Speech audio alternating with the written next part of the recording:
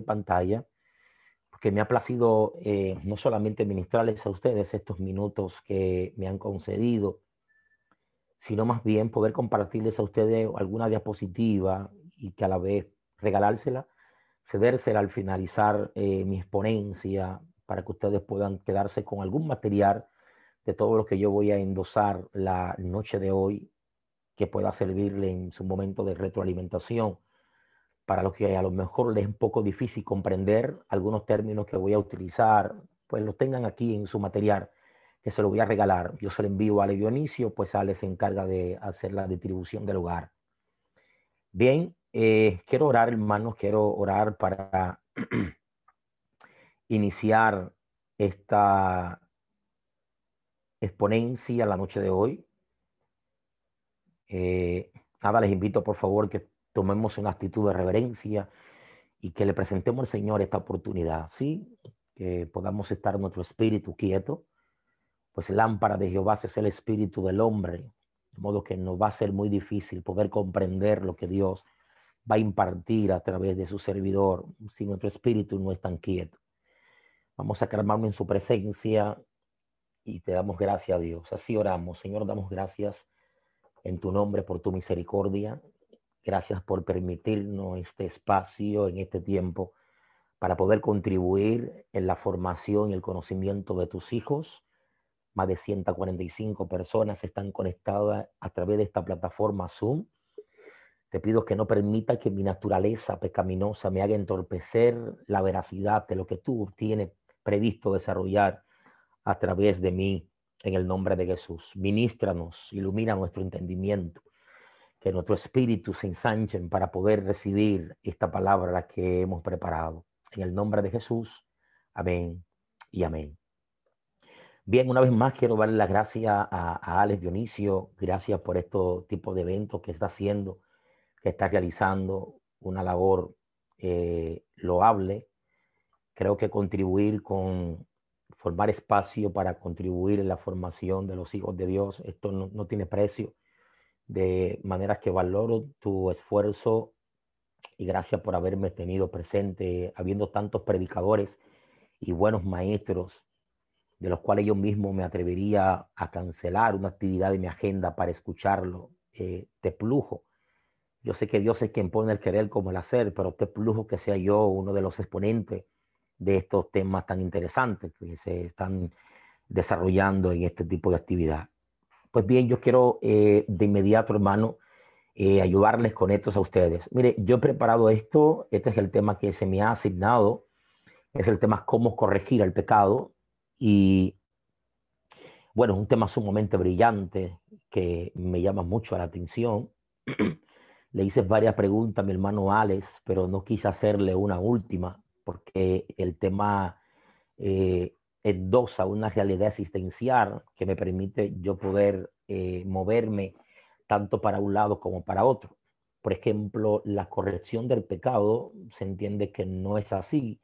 Lo que se hace es que se corrige al pecador. Ya la corrección del pecado, ya eso entra en otro tipo de área. No hay forma de cómo mitigar una realidad existencial como lo que es nuestra pecaminosidad. Pablo lo expresa bien claro en la epístola a los Romanos, dice, miserable de mí, ¿quién me librará de este cuerpo de muerte? Obviamente esa naturaleza que hay en nosotros, pues obviamente vamos día a día nosotros trabajando en nuestras debilidades y entonces vamos corrigiendo algunas prácticas pecaminosas o comportamientos que nos inducen a cometer cierto tipo de errores. De modo que esto es lo que yo he preparado para ustedes y yo quiero que agotemos. Vean lo que vamos a desarrollar la noche de hoy. Primero yo quiero que hagamos una breve panorámica acerca de lo que es el hombre. Claro, eso en sentido general, una panorámica de lo que es el ser humano. Segundo, quiero que hagamos una breve definición acerca del ser de Dios. ¿Cómo define el Catecismo Mayor de Westminster la persona o el ser de Dios?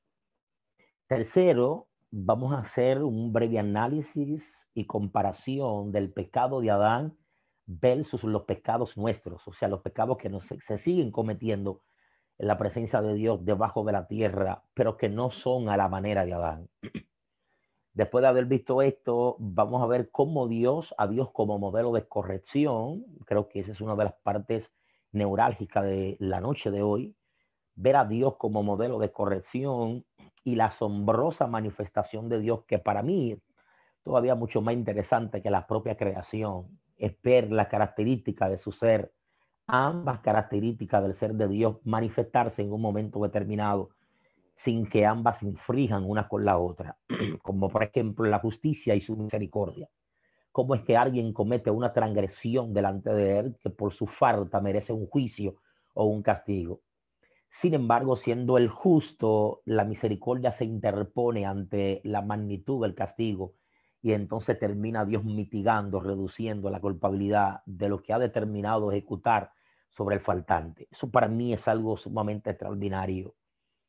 Y por último, vamos a ver unos modelos y patrones eclesiásticos denominacionales sobre las correcciones y la disciplina, que eso le va a ayudar a ustedes bastante, en especial a los que son pastores acá, son líderes que han formado o se han criado con un modelo de liderazgo donde al faltante no se acompaña, sino que se castiga o se condena por la falta cometida.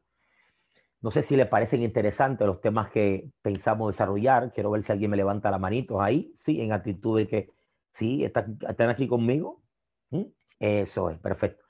Es uno de los medios, como el administrador lo tiene muteado a todos ustedes, una conferencia, educación virtual, la forma que tenemos de poder interactuar es que ustedes habiliten su cámara y en momentos cuando yo haga preguntas como esta, pues hay un responder para yo entender que lo que estoy impartiendo, diciendo, se está asimilando, se está comprendiendo. Mira, hablar de corrección, de cómo corregir al faltante, pues ya había explicado en mi introducción que obviamente el pecado, corregir el pecado no se corrige de esa forma como nosotros lo pensamos. De hecho, existen dos tipos de filosofía que sí pueden contribuir a ese tipo de realidad. Y es la que nosotros llamamos la filosofía de la prevención versus la filosofía de la restauración. La mayoría de las iglesias evangélicas de corte pentecostales, como la nuestra, aplican más la filosofía de la restauración. Intentan pues restaurar a alguien faltante que comete un tipo de pecado. Sin embargo, duran varios años hasta siglos sin desarrollar o cultivar una filosofía de prevención, digamos, de la elaboración de estudios, talleres, seminarios que contribuyan en el fortalecimiento de ese creyente, que por el hecho de ese creyente crees que es un ángel, es un ser espiritual, y que obvia ciertas realidades existenciales que son adyacentes a su propia naturaleza y que por ende, sin importar el ministerio que ejerza, los dones que desarrolle y la magnitud y el esplendor de su ministerio, sin embargo, sigue siendo un pecador. Sin lugar a dudas, es un pecador. De modo que la única alternativa es mantenerse sumergido en la gracia de Dios para alcanzar misericordia para ese oportuno socorro. Por eso a mí me llama mucho la atención, antes de abordar temas como esto de cómo desarrollar o construir con un pensamiento de cómo corregir al faltante y cómo abordar temas de naturaleza pecaminosa cuando alguien lo incurre dentro de la iglesia, cómo nosotros debemos de abordar esos tipos de casos. Si no se entiende la comprensión del ser humano desde una perspectiva teológica y psicológica, es imposible hablar de esto. Créanme, humildemente, esto es perder el tiempo. Por eso, en mi bosquejo, uno de los primeros temas que tengo para compartir con ustedes es acerca de quiénes somos nosotros, qué es el ser humano. Vamos a ver las siguientes diapositivas acá. Miren acá, yo he hecho esto para ustedes, para que ustedes, como les dije, se lo voy a regalar al final, ustedes puedan comprender. Una comprensión genérica acerca del ser humano es esto. Primero es que la Biblia no define al ser humano. De hecho, la Biblia ni siquiera define al propio Dios. La Biblia simplemente lo presenta. Esta es la forma con la que Dios le responde a Moisés cuando Moisés le dice aquí que los hijos de Israel, yo voy ahora a los hijos de Israel y cuando le hable acerca de ti me preguntarán que quién tú eres, qué nombre le diré a ellos. La respuesta del Eterno al humano es la siguiente: yo soy el que soy y punto, más nada. O sea, Dios nunca se ha definido en la Biblia, ni tampoco define al hombre. La Biblia presenta a Dios y también presenta al ser humano.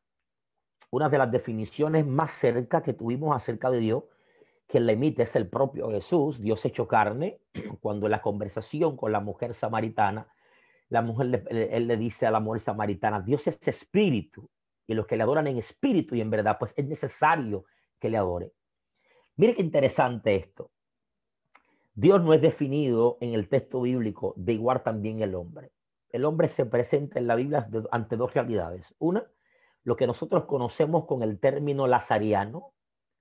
Y explico, lazariano es un término teológico para hablar de la condición del hombre antes de la caída, antes de conocer el pecado. Y lazariano, y entonces poslazariano es hablar acerca de Adán o del hombre en su condición ya pecaminosa.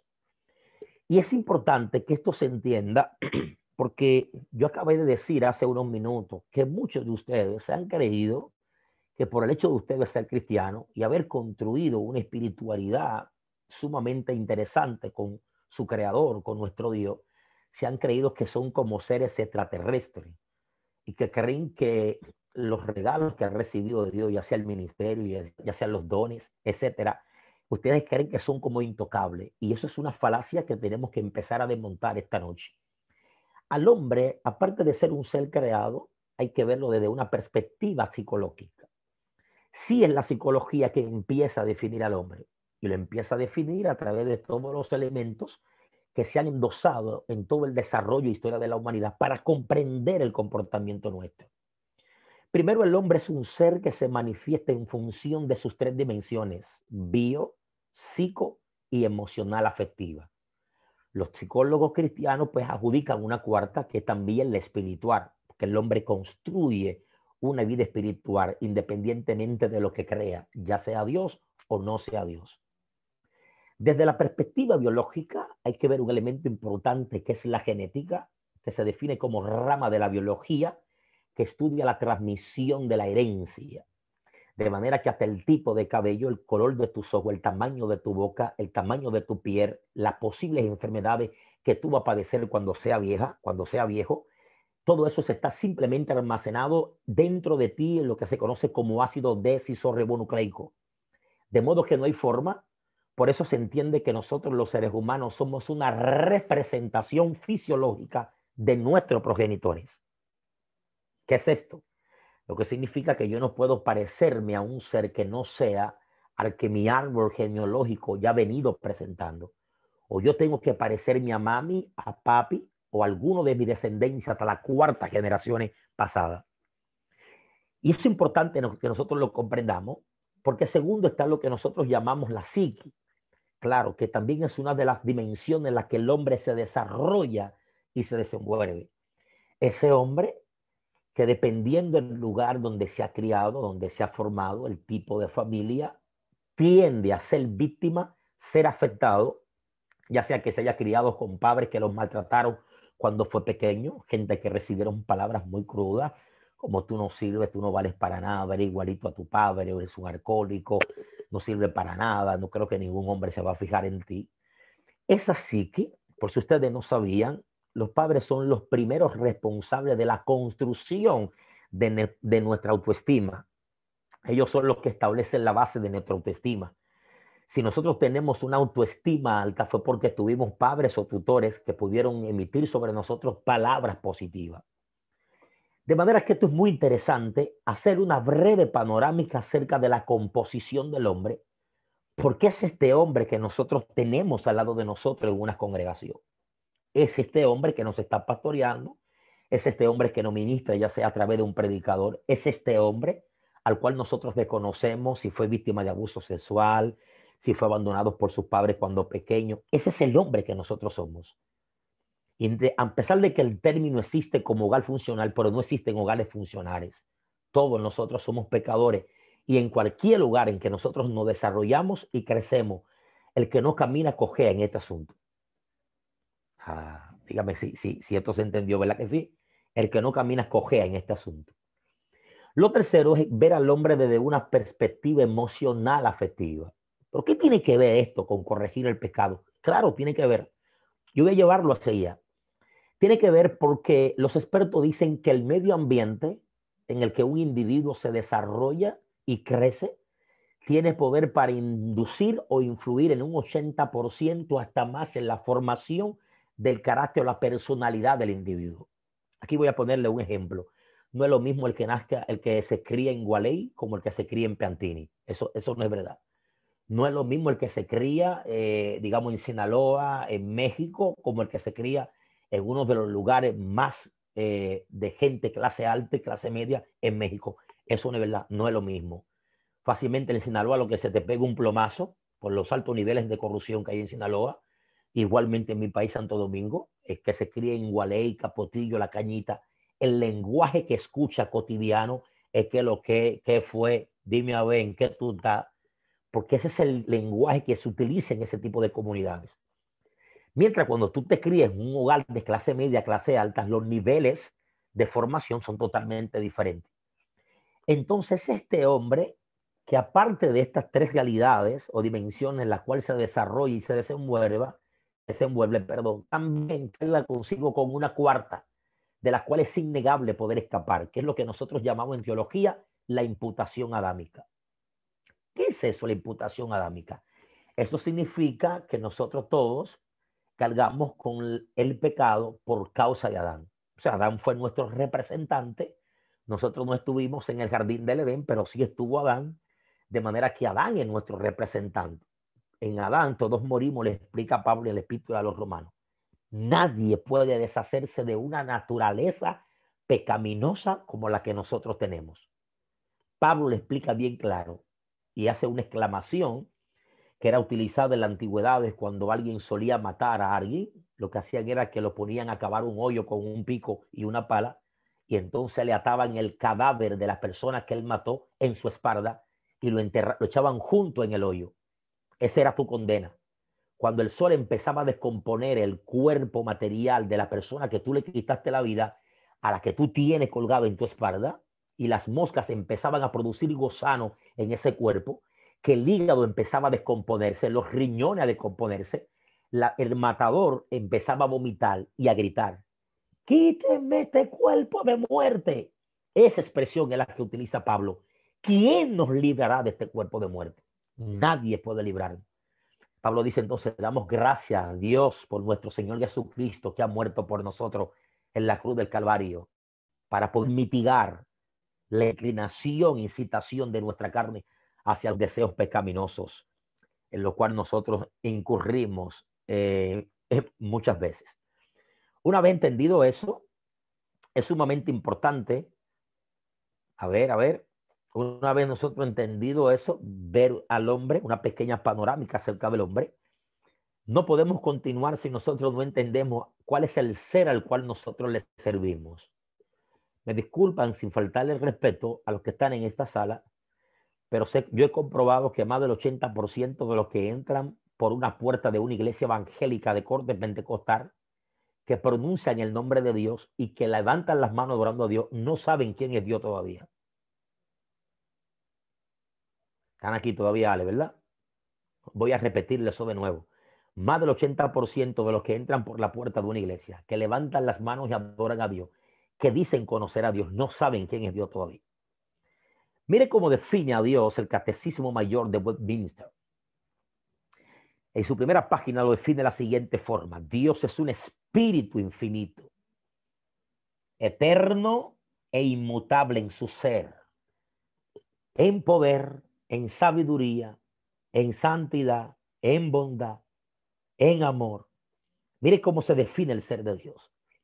Y esto es sumamente interesante, comprender qué es el ser de Dios. ¿Qué es Dios? Esa es una de las primeras preguntas que aborda el Catecismo Mayor de Westminster, un documento elaborado en el 1643 a raíz de la ruptura del catolicismo romano para poder responder a los catecúmenos que empezaban a abrazar la fe y que estaban emigrando del catolicismo al protestantismo. Como no había un documento oficial para adoctrinar a esa gente, entonces el Parlamento, ¿sí? El Parlamento ordena que se reúnan los teólogos, gente sabia y piadosa, para construir un documento, para utilizarlo como manual de doctrina. Es en este documento que empieza a darse una definición acerca de qué es Dios. No quién es Dios, qué es Dios.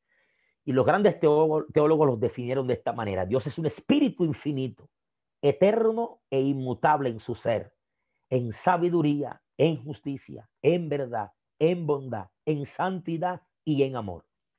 Y eso es interesante porque cómo nosotros aplicamos un modelo de corrección al pecador si nosotros no conocemos el ser de Dios. No podemos tomar como modelo a un ser al cual nosotros no conocemos todavía. Vamos, dígame a eso, por favor, en esta noche. ¿Sí? Nosotros no podemos tomar como modelo a un ser al cual nosotros no conocemos todavía. Eso es sumamente imposible. Para nosotros poder tomar a Dios como modelo de cómo Dios se ha manifestado en todo el desarrollo de la humanidad, haciéndose intervenciones divinas esporádicas para intervenir, ya sea en juicio o corrección, ante la falta de un ser humano, no puedo comprender cómo Él lo ha hecho si yo no les conozco todavía. Y esa es una de las debilidades mayores que tenemos nosotros como iglesia, que nosotros mencionamos y predicamos a un Dios al cual no conocemos. Así como usted lo acaba de escuchar, nosotros predicamos y mencionamos a un Dios al cual nosotros no conocemos. Y esto es sumamente interesante. ¿Por qué es interesante para mí, antes de abordar el tema el cual se me ha asignado, poder entrar en este tipo de dinámica? Bueno, yo voy a explicarle por qué. Primero, porque hay que ver esta dinámica que se da dentro del ser de Dios. Aquí voy. Mire, interesante esto. Esta gráfica yo la he preparado para ustedes. Eso es una imagen que ustedes la pueden encontrar en Google, donde aparece Moisés en el monte Sinaí, solamente se ve el resplandor de la luz del eterno Dios. Pues yo no encuentro, nunca encontraré una imagen representativa acerca de Dios. Usted lo puede prefigurar como usted quiera, poniendo a un niño, etcétera, como usted quiera. A mí me pareció bien esta imagen. Mire lo interesante de esto. Dentro de todos sus atributos que están en su propio ser, que son parte de la propia naturaleza del Dios que nosotros le servimos, aparece el primero. Dios es soberano. Ese puede entrar en cualquier orden. Dios es eterno. Él es misericordioso. Él es inmutable. Él es santo. Él es verdadero. Él es bondadoso. Él es justo. Si todas esas características son indispensables en su propio ser, ¿cómo es que opera en un momento determinado cuando alguien peca contra él?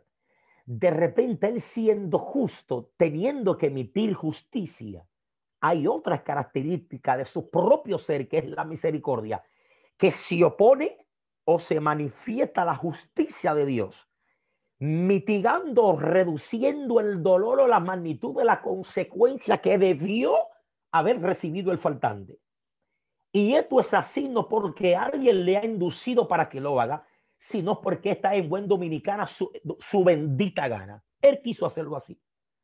Que de todos sus atributos de su propio ser, uno de esos, él lo ha expuesto en su propia palabra como un marco de dirección en el cual él mismo está supuesto a caminar sobre esa realidad existencial. ¿Cuál es? Que él dice que la misericordia sobrepasa el juicio. Ah, Dios mío. Ay, ay, ay, ay, ay. Yo voy a repetirle eso de nuevo a usted.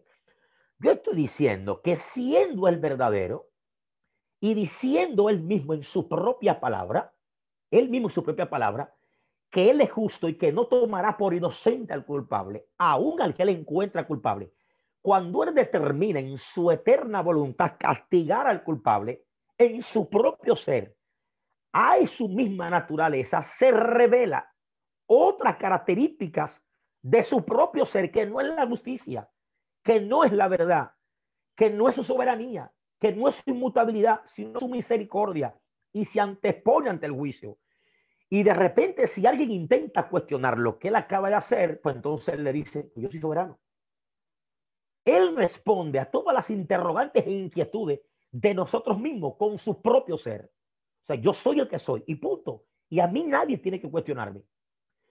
Y esto es muy importante porque como modelo de corrección que debe de ser nuestro Dios, es importante porque aparece creyente dentro de muchas comunidades de fe que entienden que porque a ellos hace más de 7 años, cuando cometieron sus faltas pecaminosas, le cantaron 17 años como si la iglesia fuera un tribunal para sentenciar de esa forma. Y entonces él entiende que todo el que peca a la manera en la que él pecó hace 7 años debe de someterse la misma disciplina o forma que a él se le adjudicó aquella vez. Esto es sumamente interesante. Yo no quiero adelantarme al proceso porque le voy a ayudar a usted a entender todo esto porque yo soy maestro y yo sé que hay temas que no pueden ser entendidos si antes no se explican otros. Es una de las cosas que he estado publicando en mi muro de Facebook. Hay gente que quieren aprender a hablar el idioma de hebreo y todavía no saben bien hablar bien el dominicano. Y es interesante que se interesen por el hebreo, claro, es una de las lenguas bíblicas. Y más si quieren incursionar en lo que tiene que ver con lo que es ya empezar a transliterar y hacer traducciones propias de sí mismo. Pero por Dios, usted todavía no habla bien el dominicano. Usted no sabe bien quién es Jesús ni quién es el diablo. Y ya quiere incurrir en temas que le va a ser difícil comprender. Entonces, no podemos nosotros abordar el tema de corrección del pecado si no entendemos realmente, primero, nuestra condición de ser. Escúchenme esto, por favor. Los que se consideran intocables e inmunes, usted puede ponerse la ropa que usted se ponga y puede orar todo lo que usted ore. Usted seguirá siendo un faltante, un pecador delante de Dios. No hay forma. Usted no puede deshacer bajo los efectos del ayuno ni de oración la naturaleza pecaminosa que usted tiene. No hay forma. Usted no está por encima del texto. El texto es claro en eso. ¿Quién rayos nos librará de nuestro cuerpo de muerte? Absolutamente. Lo que tenemos nosotros es la gracia redentora del Señor. Es su gracia para acudir a ella, ¿verdad? Siempre que nosotros cometemos falta. Es lo que nosotros tenemos. Somos pecadores arrepentidos. Y esto hay que entenderlo por amor a Dios. Porque si nosotros no entendemos eso, el modelo que hemos construido para poder abordar los temas de restauración, los temas de corrección de pecado dentro de la iglesia, no lo vamos a hacer de la manera que nosotros tenemos que hacerlo. Sin duda, no hay forma. Tenemos que comprender primero quién es el Dios que nosotros servimos. ¿Quiénes somos nosotros? ¿En qué condición estamos a pesar de que cargo con un ministerio extraordinario? Soy el hombre que la gente hace fila para ir a verme, que la gente compra mi CD, que la gente entra a YouTube, entra a mi página para escuchar mi mensaje. Tú puedes ser quien tú quieras, el Saiyajin, Goku en el aire volando. Tú eres un pecador como cualquier otro. Y tú nunca podrás deshacerte de una realidad existencial que puede salir de hacer 40 días de ayuno y en segundo, después de haber hablado, conversado con Dios, extraña con ira las tablas que Dios te escribió en ella. No hay forma en lo absoluto. Yo estudio el hecho de cómo alguien puede recibir un llamado extraordinario. Sin embargo, su propia naturaleza le está diciendo, Dios te está usando por su gracia, pero tú sigues siendo un disparate de ser humano. ¿Por qué? Porque Dios es el único Dios que llama gente disparatosa como nosotros para hacer cosas extraordinarias. Ay, los santos, están corriendo, ya están aquí. Vamos, Gaby y Yaciel. Repito, Dios es el único Dios que llama gente disparatosa como nosotros. Ay, se me asustaron. Sí, desbaratado como nosotros. Que venimos de abusos sexuales cuando pequeños, que nuestros padres no hablaban mal, que no sabemos leer, que no sabemos escribir. Y de repente estamos predicando mensajes que hasta el diablo le escucha. ¿Cómo se da esto? Por su bendita gracia. No es que en nosotros no hay nada bueno, es todo viene de Él, todo proviene de Él. Por Dios, iglesia, si nosotros no entendemos estos principios, no estamos en la capacidad de entender los temas de amartiología, que es la rama de la teología que estudia y aborda el tema del pecado. No hay forma de entrar en amartiología. Por eso en toda la teología sistemática, primero se estudia la gracia, luego se estudia el pecado. En ocurrencia terrenal ocurrió así. Primero vimos la manifestación del pecado. Creación, pecado, y entonces vimos gracia. Pero en el estudio no puede ser así. En el estudio hay que comprender primero la gracia para entender lo que es el pecado. Y esa condición nuestra es importante porque nos hace humilde y nos hace sencillo ante una generación de ministros que Dios está levantando, que se creen que son los últimos del mundo, que son la reserva. ¿Qué reserva ni reserva? ¿O tú crees que dio un tinaco para tener reserva? Dios levanta gente de donde quiera y hace lo que Él quiera cuando quiera. Dios no piensa sobre la marcha. Dios pensó en su eternidad pasada. Lo que Dios está haciendo contigo para ti es nuevo, para Él ya eso pasó. Así de sencillo. Y esto hay que entenderlo. Eso se entiende comprendiendo el ser de Dios. A ver si me levantan la manito ahí para ver si estamos aquí todavía, ¿sí? Vamos a ver. Eso es. Estamos aquí, estamos aquí. Eso es sumamente importante. Y aquí voy con lo siguiente. Vamos a ver esta gráfica que le he preparado a ustedes aquí. Aquí yo quiero ver. Lo primero es que las comunidades de fe en las que nosotros nos formamos, no sé si aquí tenemos bautista, metodista, episcopal, anglicano, luterano o leyano, pero me parece a mi juicio que todos los que estamos aquí somos pentecostales. Si tenemos otra denominación, pues le bendigo también en el nombre del Señor. Pero escuchen bien aquí, la comunidad de pentecostales de la que nosotros venimos, hemos venido con una formación donde nosotros hemos estado atentos a quién peca, porque nosotros no establecimos una regla de santidad tan estricta que nadie ha podido cumplirla, ni tampoco la cumplirá. Y sobre esa regla que nosotros hemos construido, una regla que nos ha convertido en unos creyentes débiles, porque hoy en día las iglesias evangélicas consideran, específicamente la nuestra, las pentecostales, que pecados son los que se cometen de la cintura para abajo. No sé si eso se entendió. Lo voy a explicar en buen dominicano. Nosotros hemos creído que pecados son los que se cometen de la cintura para abajo. Digamos en paréntesis, los pecados sexuales. Pero el mentiroso, el hablador, el que no es íntegro, aunque no lo manifiesta públicamente, sí, porque es una condición interna de él que carcome su moral y su espiritualidad, pues nosotros lo seguimos teniendo como ministros y como mujeres de Dios. Porque nosotros hemos establecido un canon, es decir, en griego una regla, donde nosotros tenemos un medidor para determinar cuáles son pecados y cuáles no. Sin embargo, para Dios todos somos pecadores. Es entonces que esos niveles de santidad tan estricto e irracional que nuestras comunidades pentecostales ha construido de santidad, una santidad que ni ellos mismos saben qué es, porque más del 75% de los pentecostales ni siquiera sabe de qué palabra griega y hebrea viene la palabra santidad. No lo sabe. No lo sabe. Sin embargo, esa estrictez de santidad, ser tan fuerte con el tema de santidad, nos hace juzgar los casos pecaminosos de una forma que nosotros creemos que emitiéndose esos juicios y adjudicando ciertas disciplinas drásticas sobre el faltante, estamos siendo justos y estamos aplicando la justicia de Dios. ¿Por qué la justicia de Dios? Repito, porque el Dios modelo que nosotros tenemos, ese es el Dios de justicia. Ahora sí me está entendiendo, ¿no? Como nosotros los pentecostales hemos construido un modelo del Dios de justicia, el Dios que no tomará por inocente al culpable, el que no hará de comer de las uvas amargas a los hijos, sino que a los propios padres cargarán con su consecuencia. Construimos un modelo de santidad donde nosotros solamente esperamos que alguien peque para juzgarlos, emitirle una sentencia. Sin embargo, no hemos visto a Dios como modelo. Entonces aquí está la pregunta. Vamos a ver, Moraima, que esto es muy interesante.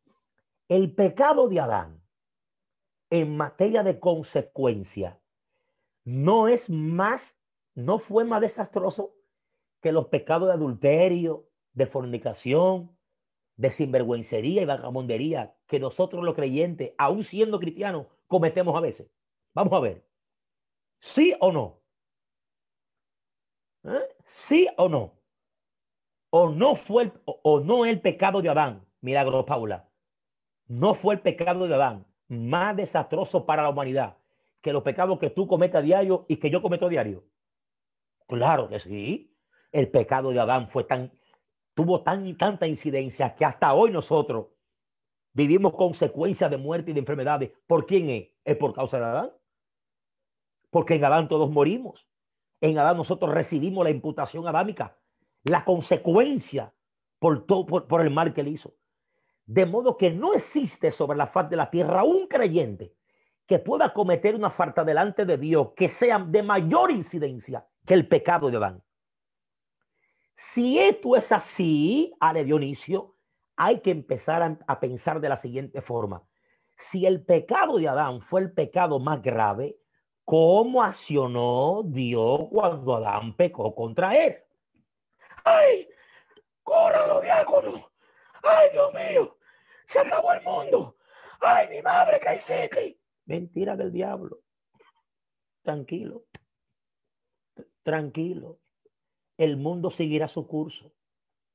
Mire con qué expresión entra Dios en el escenario, en el huerto. ¿Dónde está Adán? Y ustedes, cuando un diácono peca contra Dios, se vuelven locos. ¡Ay! ¡Ay, la iglesia! ¡Ay, Dios mío! ¡Ay, fornicación! ¿Qué, muchacha? Te va a morir de un paro cardíaco, estate tranquila. Que el evangelio no es tuyo. Usted ha muerto por nadie. Usted ha muerto en una cruz. Usted ha derramado sangre. Este evangelio es suyo. ¿Y qué es lo que tú te crees? Pues tú no tienes 70 años. O sea, tú no eres dueño del evangelio. Tú aceptaste a Cristo fue ahorita. Y esto se está desarrollando desde el siglo I. ¿Cuál es tu show que tú tienes? ¿Cuál es tu ansia por corregir al mundo y salvar al mundo? Usted no ve esta gente, estos evangélicos ultraortodoxos que han construido, han reivindicado el tema de la santidad a su manera. Que toda esa gente visten en conjunto, de un solo color. ¿Cuándo se convirtieron? Ellos nacieron ahorita. O sea, el evangelio no es de ellos. Eso es producto de la construcción del tema de la santidad que ellos han realizado desde una perspectiva dogmática con una hermenéutica pésima. Esa gente no tiene un peso de teología, ninguno. Esa gente ni sabe ni quién es Dios ni quién es el diablo, ni sabe quiénes son ellos mismos. Es lo interesante que es esto aquí. Si el pecado de Adán es el pecado más desastroso que pudo haberse manifestado sobre la faz de la tierra, porque él es la representación de la raza humana. Y cuando Adán peca contra Dios, la intervención divina hacia el humano, ¿cuál fue? ¿Dónde está Adán? Ya me escondí porque tuve miedo. ¿Quién te enseñó, papi? ¿Quién te dijo que estaba desnudo? ¿Acaso comiste corazón? Mire el dilema. Señores, por abran su Biblia, por amor a Dios, entren en el texto de Génesis, la narrativa, cómo la aborda el tema. Gaby, ¿está conmigo, verdad que sí? Cómo la narrativa del Génesis aborda el tema del pecado más desastroso de la humanidad. El que nos metió en el lío a todito aquí. El pecado de Adán, ¿cómo lo aborda? ¿Qué te pasa, mi hijo? ¿Qué fue, mi negro? ¿Qué hiciste, corazón? ¿Y quién te enseñó, mi corazoncito, que tú estabas desnudo? ¿Quién fue? ¿Quién te engañó? Porque yo sé quién tú eres, Adán.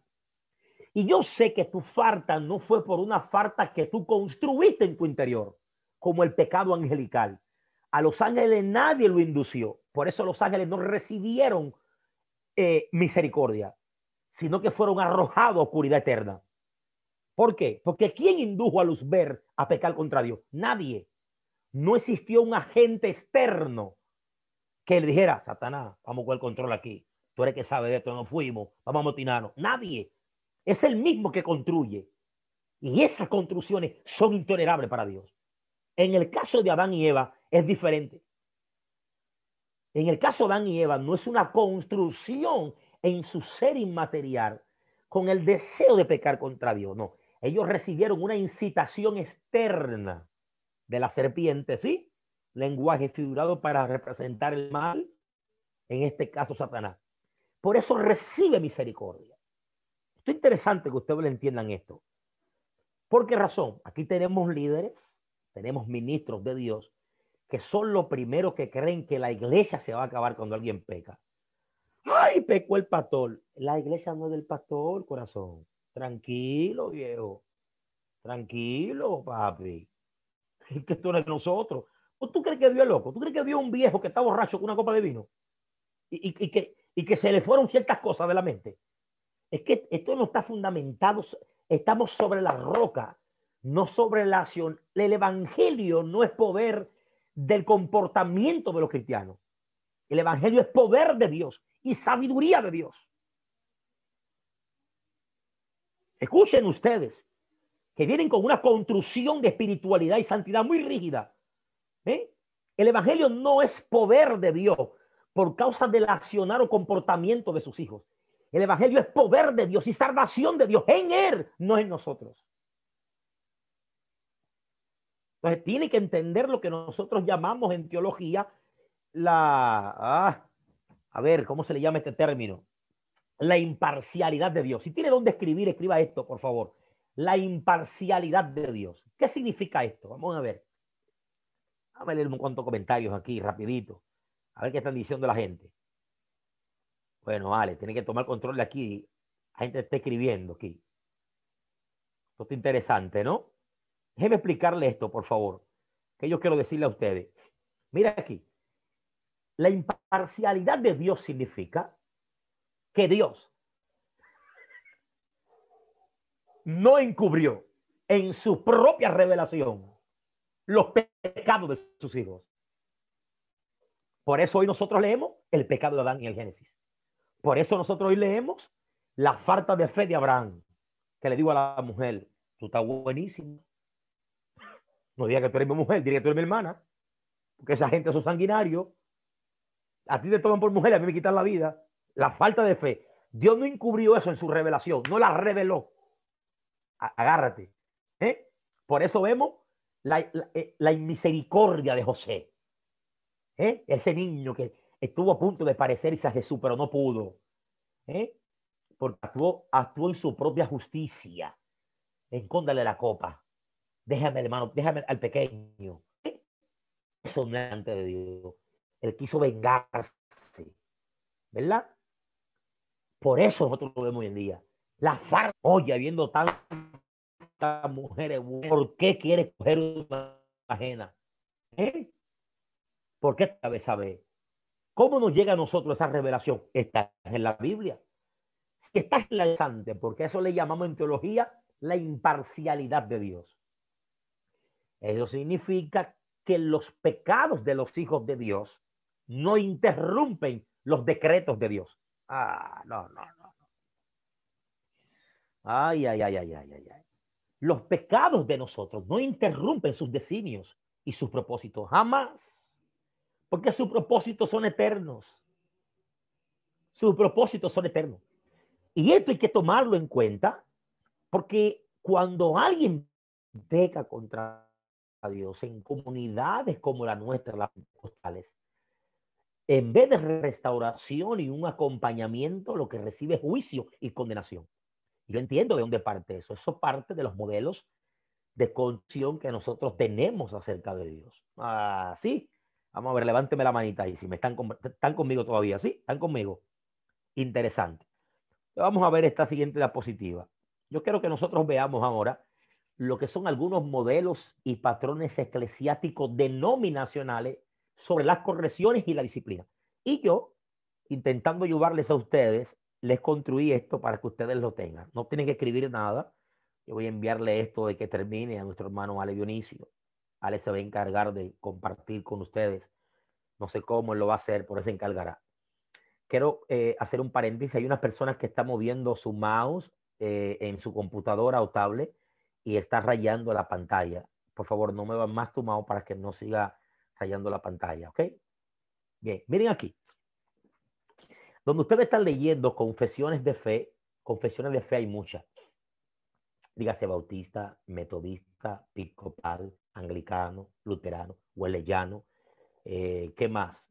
Hay muchas. Sin embargo, de todas esas confesiones de fe, ¿verdad? O cortes denominacionales,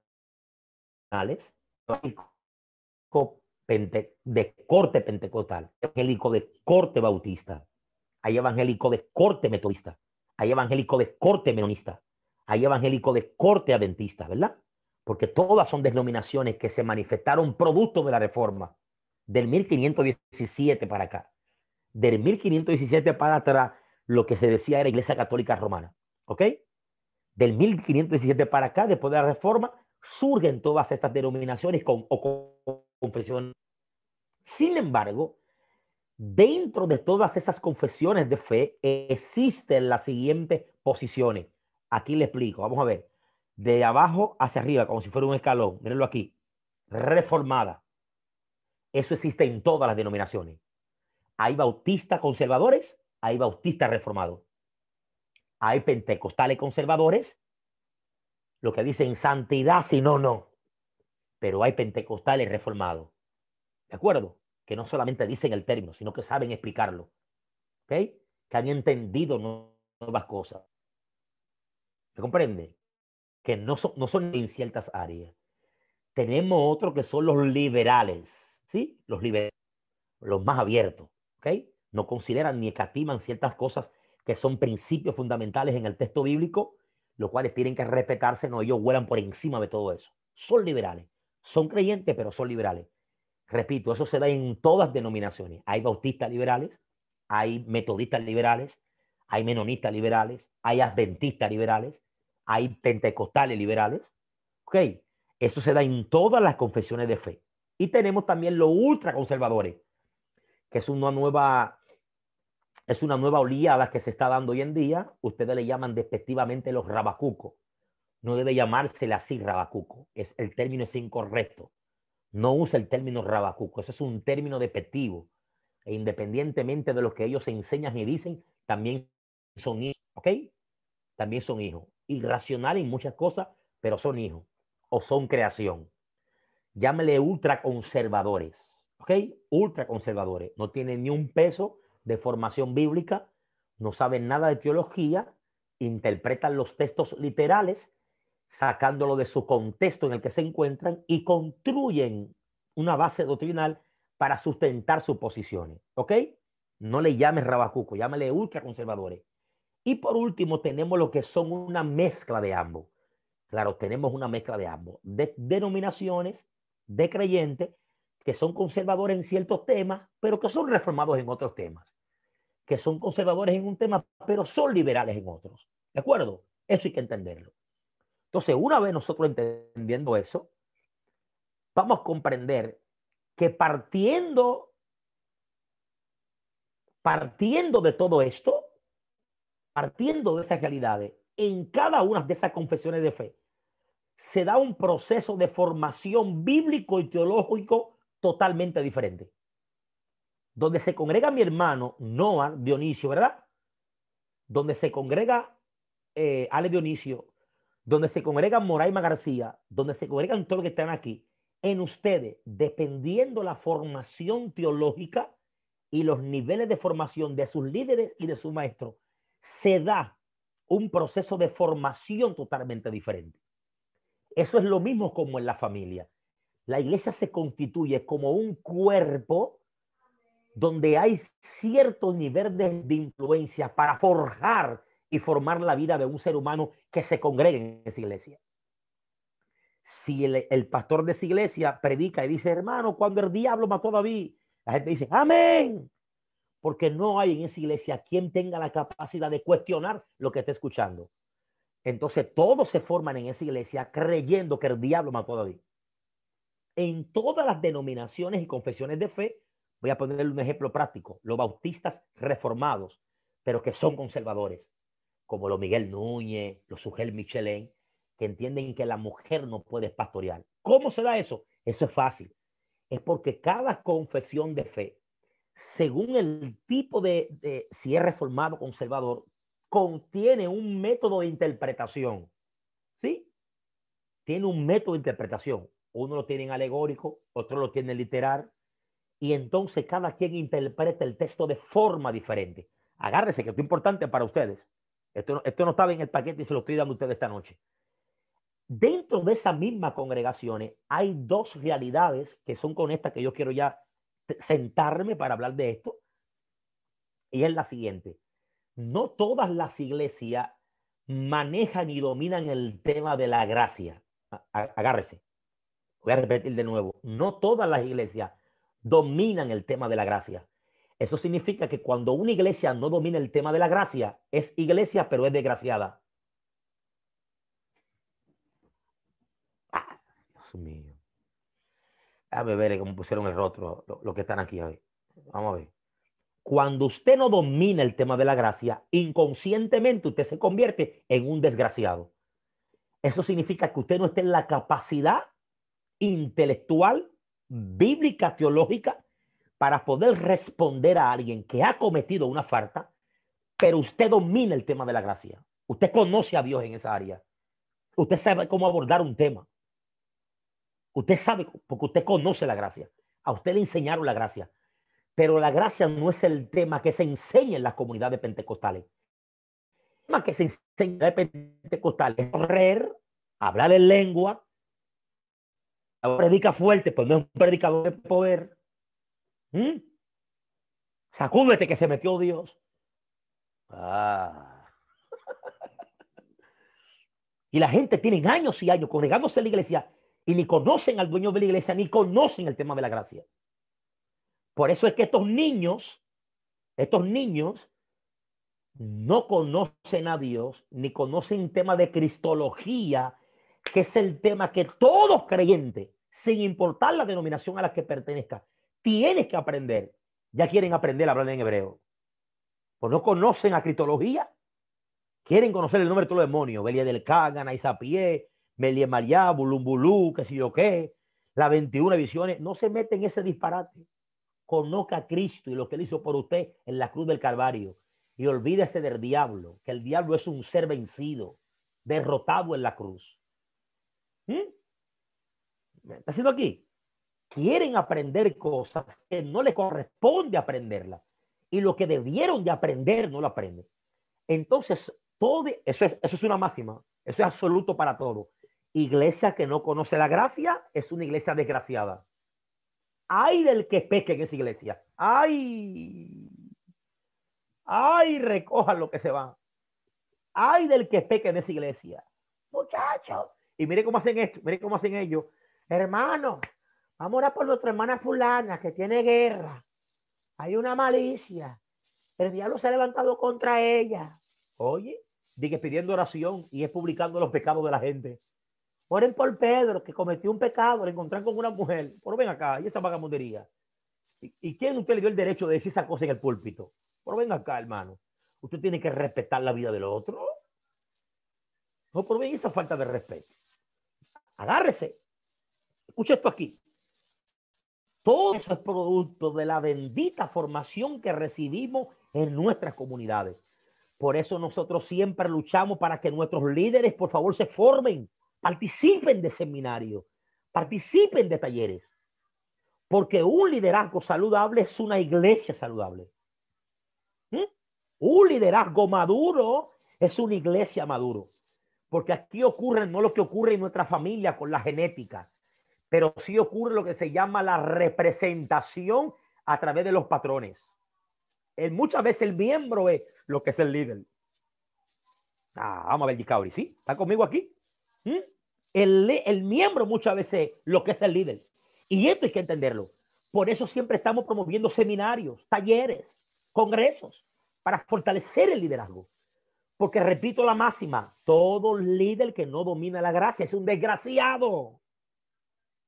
Si le dolió el tema, olvídese, yo no he terminado todavía. Es un desgraciado.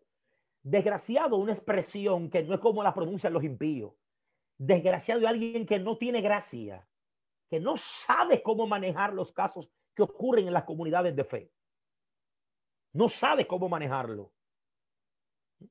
No está en capacidad. Pues yo recuerdo un testimonio que yo lo que me eché a reír. Una hermana le dijo al pastor, pastor, tengo que decirle algo. Por favor, escuche esto. Cierre la puerta, que nadie puede escuchar esto. Y la mujer temblosa así, llorando, nerviosa. Dice el pastor, pero espérese, hermana, ¿qué es lo que pasa? Le dice la hermana, el pastor, Pepito, el segundo hijo mío, no es de mi esposo. ¡Ay! No, pastor, fue un error que yo cometí en un viaje misionero que me fui para Italia y me enamoré de un italiano y quedé embarazada. Cometí un error. ¿Sabe qué le preguntó el pastor? Le dijo, hermana, ¿quién más sabe esto? Dice la hermana, nadie. Dios, el diablo, usted y yo. Dice el pastor, pero mire que no lo sepa nadie, que nada más lo sepamos nosotros 4. Déjese tranquila. Usted lo que va a provocar un lío grandísimo. Usted le confiesa eso a ese hombre y prepárese. Que la matan usted y después vienen para acá por de mí. Escuchen esto. Gente, liderazgo, que no esté en capacidad de escuchar temas, casos pecaminosos, porque son desgraciados. No entienden esto. ¿Por qué no? Vamos a ver, vamos para atrás. A ver. Ay, God, ¿dónde estoy? Aquí. Vamos para atrás otra vez. Vamos a ver. ¿Por qué? Porque no entienden eso. Esa gráfica no la entienden. Ellos tienen diáconos, tienen ujieres, tienen predicadores de unción, tienen jovencitos con ministerio extraordinario viajando para los países, generando muchos recursos a través de la ofrenda. Pero no saben que ese predicador es un humano. Entiendan que ese diácono es una humana también. ¿Me siguen? Entiendan que es un humano y que en algún momento determinado puede cometer un error. Y tiene que haber un liderazgo competente para poder acompañar a todos los creyentes que cometen falta en momentos determinados. Tiene que haber un liderazgo competente. ¿Por qué? Porque no podemos entregárselo al diablo. Tenemos que trabajarlo nosotros. Tenemos que manejarlo nosotros. Vamos, alguien levánteme la manito ahí, por favor. Sí. Alguien levánteme la manito. Eso es importante que se entienda. Es importante que se entienda. Vamos a ver. Yo tengo para ustedes, vamos a ver cuáles son las citas más utilizadas y que le van a ustedes servir de ayuda. Recuerden, no tienen que escribir nada. Ale, ¿estás conmigo aquí todavía, Ale Dionisio? ¿Qué tiempo me queda, Alex? Dame seña, por favor, Ale Dionisio. ¿Qué tiempo me queda? 5 minutos. Ale, ¿puedo continuar o termino aquí ya? ¿Puedo continuar? Ok, vamos a ver. Miren, textos bíblicos de gran ayuda. Primero, con misericordia y verdad se corrige el pecado. Proverbios capítulo 16, versículo 6. Segundo, hermanos, si alguno fuere sorprendido en alguna falta, vosotros que sois espirituales, restauradle con espíritu de mansedumbre. ¿Por qué? Considerándote a ti mismo, no sea que tú también seas tentado. Gálatas capítulo 6, versículo 1. Tercero, porque juicio sin misericordia será hecho con aquel que no hiciere misericordia. Y la misericordia se gloría contra el juicio. Son 20, te equivocaste. Yo dije que son 2 años. Mátenlo, te equivocaste. Yo dije que lo perdono. La misericordia siempre prevalece sobre el juicio. Y pocas iglesias y gente entienden esto. Cuarto, el versículo más mal interpretado por la comunidad pentecostal, que han creído que el término tenerle por gentil y publicano significa tenerlo como perro. Te equivocaste, falso de falsedad. Por tanto, si tu hermano peca contra ti, ve y repréndele estando tú y él solo. Si te oyere, has ganado a tu hermano. Mas si no te oyere, toma contigo a 1 o 2 testigos, para que en boca de 2 o 3 testigos conste toda palabra. Y si no lo oyere a ellos, pues dilo a la iglesia.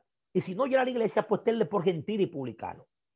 Mire, yo no tengo tiempo para darle a usted una clase de teología acá. Ya el tiempo ha avanzado demasiado. Sin embargo, miren las palabras que aparecen en el Evangelio según Mateo. El primer evangelio que se escribe es el Evangelio según Marcos, escrito para el año 68 después de Cristo, 31 años después de su muerte y resurrección. Escuchen esto acá. El Evangelio de Mateo se entiende que fue escrito en entre 75 o 92 de Mateo. Por eso aparece la palabra iglesia en el Evangelio de Mateo. Porque para el siglo primero el término iglesia no era utilizado. Templo y sinagoga. Templo y sinagoga. El término iglesia llega después. El término era templo y sinagoga. Iglesia no se usaba ese término todavía. Agárrenme, que es importante esto. Esto es tan interesante porque la gente que no tiene a Jesús como modelo para ministrar dentro de la iglesia entiende la expresión tenerle por gentil y publicano, haciendo alusión que si yo me he reunido tantas veces con mi hermano y él no me ha escuchado, pues yo tengo que tenerlo como un sinvergüenza, un pecador. Y la palabra griega no quiere decir eso. ¿Cómo Jesús trataba a los publicanos? ¿Quién puede pensar en esto? ¿Cómo Jesús trataba a los gentiles? Como perros. Lo que el texto está diciendo dentro de su contexto, si a pesar de todas las veces que tú has hablado con él, pues él no te entendiera, pues síguelo amando como quiera. La expresión es seguirlo amando como quiera, porque el texto no se contradice. Entonces, ¿qué pasa en este párrafo donde solamente está dando dos directrices? Habla con él tú solo. Si no te hiere, habla, búscate dos testigos. Si no, tenlo por la iglesia. 3 pasos. Pues entonces este texto se opone con el texto que dice: ¿cuántas veces perdonaré a mi hermano que peque contra mí?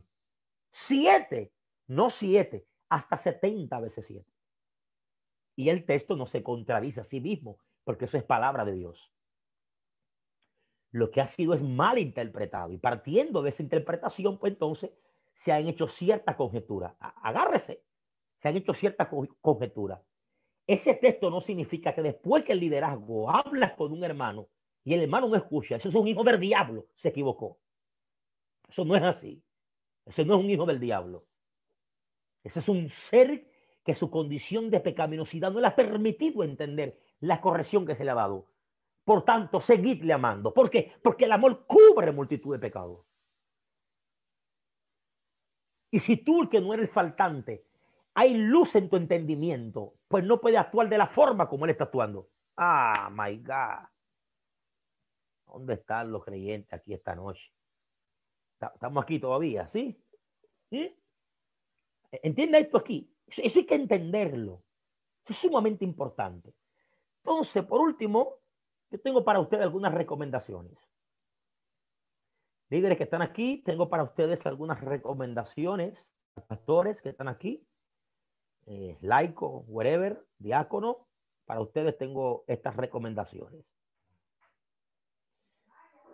Primero, por más grave y vergonzoso que sea un caso, abordarlo con calma y quietud, sobre la base de que la iglesia es de Dios y no tuya. Bueno, éramos 150, solamente estamos 136. Vamos a ver, primer consejo para ustedes. Por más grave o vergonzoso que sea un caso, abordarlo con calma y quietud, sobre la base de que la iglesia no es de nosotros.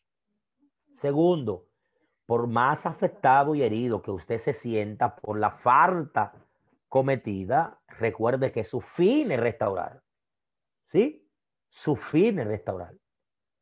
Repito, por más afectado y herido que usted se sienta por la falta cometida, recuerde que su fin es restaurar. Tercero, si no está en capacidad de qué, si no está en capacidad de manejar un caso, refiéralo o busque ayuda. ¿Sí? Si usted no está en capacidad de abordar un caso, refiéralo o busque ayuda. Cuarto, recuerde que usted es pastor, no padre biológico de ningún miembro. No se tome las cosas a pecho. Y aquí defíras el término pastor de la palabra griega poimen, que significa apacentador, guía espiritual, no papá de nadie. Mi papá se llama Pepe, José Ruiz, y trabaja en la Mella. Ese es mi padre biológico. ¿Mm? Escuchen esto, importante para ustedes, líderes. ¿De acuerdo? Usted es un guía espiritual. Usted no está para imponer sobre vidas ajenas. Usted está para acompañar vidas ajenas. Ay, Dios mío, Padre. Vamos a repetir eso para los pastores que están aquí. Usted está para acompañar vida ajena, no para gobernar y controlar vida ajena. No se impone. La imposición no puede hacerlo usted. Usted solamente expone el texto bíblico. Que el texto se encargue de trabajar la vida del creyente. ¿Mm? Es el texto que se encarga, no es usted. Usted es un poimen en griego. Usted es un apacentador.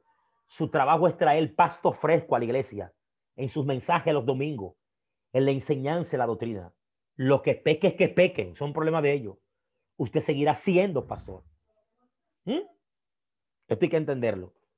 Quinto, piense en la imparcialidad de Dios revelada en las Escrituras, que se acabé de enseñar hace unos minutos.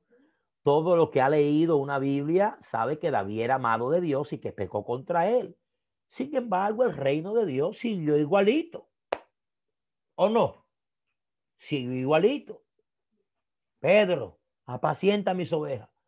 Ay, yo hasta la muerte por ti. Pedro, no cantará el gallo, o sea, no amanecerá sin que antes tú me hayas negado 3 veces. Pedro negó a Jesús, se fue a pecar, se bañó de nube en la playa y el reino siguió igualito. Porque es que el reino de Dios no está establecido sobre la base de la santidad de los creyentes. Está establecido sobre el sacrificio de Cristo Jesús en la cruz del Calvario. 6 principios. Una iglesia es mejor formada y será más productiva y sana si ha aprendido a restaurar y a entender que todos estamos expuestos a cometer cualquier tipo de pecado. Que ser formada a creerse que son las más santas y que son inmunes al pecado. Estamos terminando ya. Si su iglesia cree que son los últimos, los más santos, pues la formación de ellos no está orientada en la mejor dirección. Sexto, con esto termino. Si Dios actuó con normalidad cuando Adán pecó, resolviendo y dando los pasos del lugar para que el mundo siga su curso, ¿quién es usted para querer detener el curso de otra persona por el hecho de que ellos han pecado contra Dios? Paz y gracias sean multiplicadas a cada uno de ustedes y que el eterno Dios le prosiga bendiciendo, que su néfer sea abierto y Dios le ilumina acerca de lo que ha escuchado esta noche. Se despide de ustedes su hermano pastor Joel Ruiz. Gracias a nuestro hermano Ale Dionisio por permitirme esta oportunidad de acompañarle en estos minutos. Perdónenme si ha sido extenso, pero creo que fue necesario abordar todos los temas que estaban ya planteados en mi bosquejo. Ale, muchas bendiciones. Noal, un fuerte abrazo para ti, hermano mío. Shalom.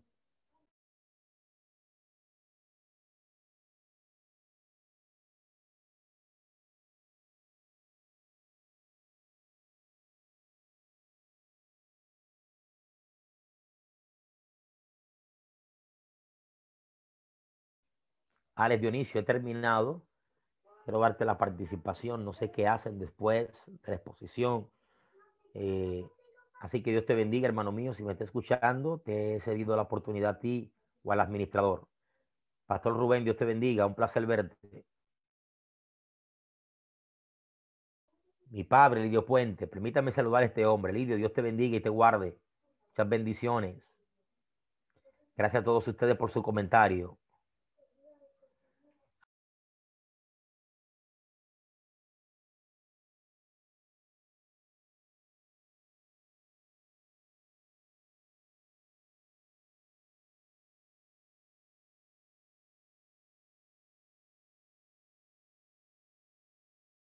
Olvidé que yo era el administrador.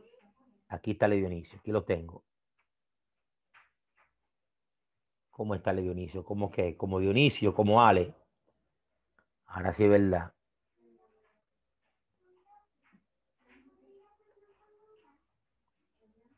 Bueno, lo voy a abrir a todo.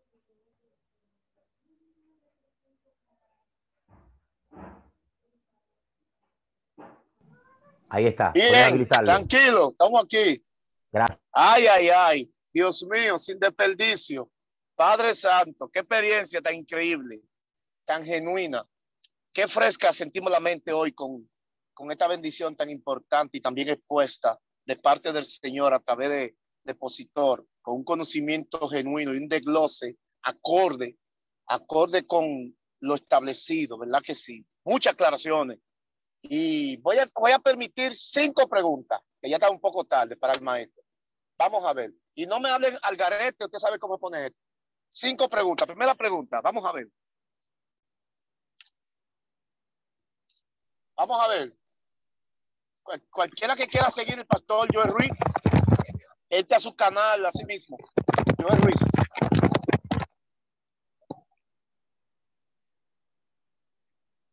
¿Nadie tiene pregunta? Natanael, abrite el micrófono.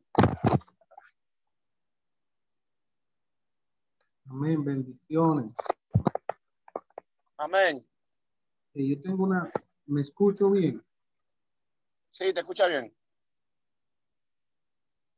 Pastor Joel Ruiz, yo he escuchado varias veces que cuando Pablo se refiere a su aguijón, muchas personas dicen que eso se refiere a un pecado y otros dicen que se refiere a una enfermedad que él tenía. Cuando Pablo se refiere a su aguijón, ¿él se está refiriendo ya a su pecado o algún tipo de enfermedad que él tenía? Usted lo hizo muy mal. Gracias, Natanael Germán, por tu pregunta. Hace unos minutos acabé de hacer mención, Natanael, de que una buena hermenéutica establece que no puede haber contradicción entre los textos. Si Pablo está diciendo a los romanos de que miserable de mí, ¿quién me librará de este cuerpo de muerte? No puede estar haciendo una petición a Dios por una falta pecaminosa, ¿verdad? Por un pecado. Pablo se está refiriendo a un asunto de enfermedad, de salud. Sin duda alguna, más de 5 comentarios puedo citarte, bíblicos muy buenos, que están de acuerdo los teólogos que Pablo se refería era una condición de salud. Se estima que Pablo tenía problemas en los ojos, también tenía otros problemas que no le permitían poder desarrollar como él quería desarrollar su trabajo ministerial y había pedido a Dios por esto, por lo cual su limitado. Por eso es que aparece al final ya mucho lo de Pablo, dice él, y firmo con mis propias manos, porque ya casi 20 ni estaba viendo, ¿de acuerdo? La carta que vemos de Pablo, mucha carta de Pablo, es alguien que está escribiendo por él y al final, con esfuerzo, él mismo la firma, ¿verdad? Para que las comunidades de donde llegaba la carta entendieran que esa carta viene de Pablo. Eso es así, era una enfermedad. Bien, muy bien. Muy nítida pregunta, perfecto. Espera un momento, hermano, espera un momento al paso. Vaya, hágalo con orden. Traten de la pregunta y acorde con el tema que se trazó hoy. No me venga a traer preguntas de un tema que tiene una confusión. Deje eso para otro día. Háblame de lo que se habló hoy aquí. Amén. Así que adelante, hermana Kelly. Hermana Cuevas. Bueno, vamos, segunda pregunta. José Luis, aquí. Dale, abra la cámara, hermano, ábrame la cámara. Ábrame la cámara. Aquí estoy. Muy bien. Tuyo. Yo quiero hacer una pregunta sobre cuando dice en Job 1, versículo 6, no, capítulo Job 1, versículo 6, sí, dice, un día vinieron a presentarse delante de Jehová los hijos de Dios, entre los cuales vino también Satanás. Me gustaría que el profesor me explique esa parte. Que si fueron hijos... Un momento. Espérate un momento, José. Yo le dije a ustedes que me hagan preguntas del tema. Yo le voy a permitir al pastor Joel que te conteste la pregunta, claro, ya. Pero, por favor, hágame preguntas del tema que se trazó y de lo que él habló. De acuerdo, todo lo que él habló, que es lo que necesito, porque entiendo yo que usted se edificó con lo que se habló aquí, para usted traerme preguntas de cosas olvidadas. Otro día cogemos un desglose para preguntas y respuestas, y ahí, si queremos, invitamos a mi pastor Joel Ruiz para que esté dando la respuesta. Amén. Ese tema es un tema que es muy amplio, entonces no quiero que ustedes abarquen un tema que no ven acorde. No se me sienta mal, hermano José. No, tranquilo. Pastor, yo sí tengo una pregunta, gracias, referente al tema. Bueno, Pablo... Dele, pastor. Pablo en varias ocasiones tiene algunas instrucciones acerca de cómo tratar a las personas que están dentro de la congregación o que han hecho daño a la congregación. Vemos en Hechos 13:6 un falso profeta llamado Bar Jesús. Vemos que habla Himenes Fileto también. Y también dice que les fue entregado a Himeneo y a Alejandro, ha entregado a Satanás en la primera carta de Timoteo 1, 19 y 20. En relación al texto que mencionaba el pastor Joel en Mateo, pues quisiera de pronto una explicación cómo se debe tratar esos casos dentro de la congregación. El pastor hablaba acerca del perdón, sí, de amarle, pero también aquí vemos a Pablo dando unas instrucciones específicas con nombres claros de las personas que estaban haciendo daño en la congregación. Sí, Álvaro, Dios te bendiga mucho, hermano. Ha hecho una interesante pregunta y es algo que nos resta a nosotros responder con toda claridad. Mira, lo primero es entender en el contexto en el que se están haciendo esas narrativas. Están en el surgimiento. Fíjate por qué razón tú ves que Ananías y Zafira mueren y hoy nosotros cometemos pecado de mayor magnitud que la de ellos en la misma presencia de ese mismo Dios y no morimos. Entonces está surgiendo las comunidades de fe y obviamente Dios está haciendo ciertas intervenciones para manifestar un cierto tipo de respeto ante lo que está ocurriendo eventualmente en esas comunidades. Resulta ser que iniciar dos cosas. Uno, lo que son casos de pecado y otro que es casos de pecados e injerencias doctrinales, que nosotros como pastor la abordamos a diario dentro de la congregación.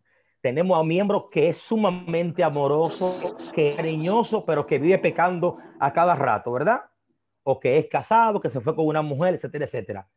Pero tenemos a otro que no tienen ese problema de pecaminosidad, sin embargo, tienen una doctrina media rara, media extraña. En el caso del que tú mencionaste, que Pablo menciona nombre, recuerda, menciona nombre. Hay dos personas. Claro que Pablo menciona en la Biblia. Escucha esto, Dionisio. Cuídate de Himeneo y de Alejandro, porque han dicho que la resurrección se efectuó. Decir eso en el tiempo que lo dijo es algo gravísimo para Pablo. Y Pablo tenía que poner en claro eso, bien claro. Por eso emana el nombre de la persona. Escucha bien esto aquí. Y segundo, el caso del joven que en los Corintios estaba teniendo relación sexual con la mujer de su papá, ¿verdad? Que Pablo no se hace mención del nombre. ¿Te das cuenta lo interesante que es esto, Álvaro? Sí, así es. Le dice apartarle a fulano, pero no mencionan el nombre de él. No mencionan el nombre. Porque a pesar de la magnitud de la falta y la gravedad, Pablo guarda la integridad de la persona. Ellos lo conocen. Y de la iglesia, sí.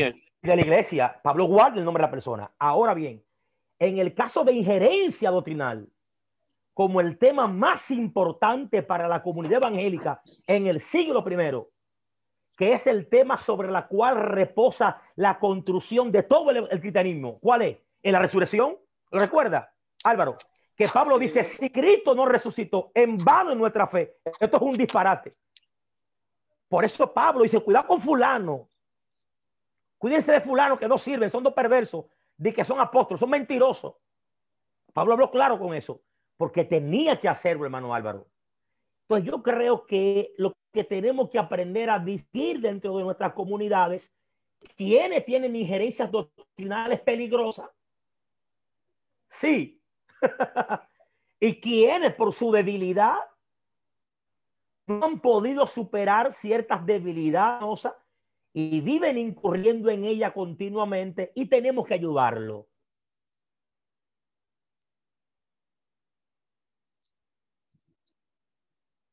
Oye, ¿qué ejemplo estoy poniendo?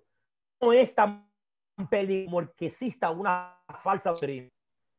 Yo te cito a uno de los grandes historiadores de la iglesia, autor del libro Historia de la Iglesia Cristiana, Han Kun. Han Kun dice, la iglesia no la destruye nadie, se autodestruye en sí misma, en la doctrina que ella construye. A nosotros nos puede agarrar a Nuria Piera, a Anaísa Pie, todo el mundo habla mal de nosotros, un pastor P, ven un video por las redes, pueden hacer lo que quieran, eso no destruye a la iglesia. La iglesia se autodestruye a sí misma con la doctrina que construye. Por eso Pablo mencionó. Espero haber respondido tu pregunta. Muy bien. Dios bendiga al pastor Álvaro de Colombia, que hizo la pregunta. Oye, ¿quién más? Vamos a ver. Pregunta aquí, varón. Ok, mi hermano Paul. Amén. Dios te bendiga, apóstol. La pregunta es la siguiente. Amén, amén. Al principio del tema, usted explicó que es necesario conocer a Dios. Y como a mediados del tema, también dijo que es necesario que haya gracia dentro de la iglesia bien, sí.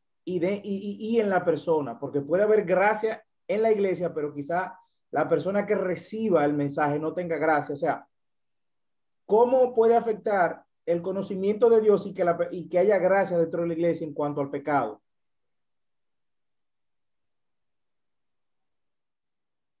¿Entendió la pregunta? Dale, pastor Joel. ¿Puedes explicar tu pregunta? ¿Cómo puede afectar el conocimiento de Dios?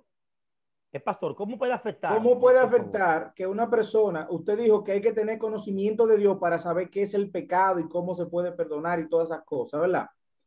Pero también habló de la gracia. Entonces, sí, ahí hay como dos vertientes, porque usted puede tener conocimiento de Dios y no tener gracia, o puede tener gracia y no tener conocimiento de Dios. ¿Cómo se puede tener una de la otra o tiene que tener la junta? ¿Cómo puede ser eso? Explíqueme ahí a ver. Ok, ahora me ayudarle a poder entender eso. Sí, ciertamente usted puede estar en una casa y la casa puede tener 5 habitaciones de las 5 que hay. ¿Se entendió, verdad que sí? Tú puedes estar en un lugar y es probable que Dios puede haber comprendido, conocido muchas cosas de Dios. Es cómo se ha manifestado esa gracia en Jesús para con nosotros. Y eso lo explica el apóstol Pablo en uno de los versículos, hermano pastor, que es el que más me gusta del apóstol Pablo. El que dice, pero señores, mis hijos, si nosotros siendo pecadores, Él dio por nosotros, ¿cuántas cosas no haría ahora que somos amigos de Él? Entonces yo creo, pastor Paul, que los creyentes debería de que a pesar de que le sirve a Dios y conoce a Dios en cierta área, conocer más acerca de cómo Dios ha revelado su gracia para con nosotros. Y eso le va a ayudar a poder tener una mejor estabilidad y comportamiento a la hora de él mismo cometer un error o de ver a otro cometer un tipo de falta. Ese es mi consejo. Amén, amén, amén. Gracias, pastor. Bien. Muy bien. Excelente, hermano. Dios le bendiga en esta noche. Bendecimos de manera sumamente especial al pastor y maestro Joel Ruiz, un gran amigo, un consejero, una persona que da gusto escucharle. No hay desperdicio con la manera de el pastor disertar o enseñar. Bendecimos también a todas las personas. Ya cerré el momento de pregunta. La pregunta usted la escribe para en el grupo la hace aparte. A todas las personas que han estado conectadas en esta noche, bendigo a mi padre Lidio Puente que está por ahí, ¿verdad? Al pastor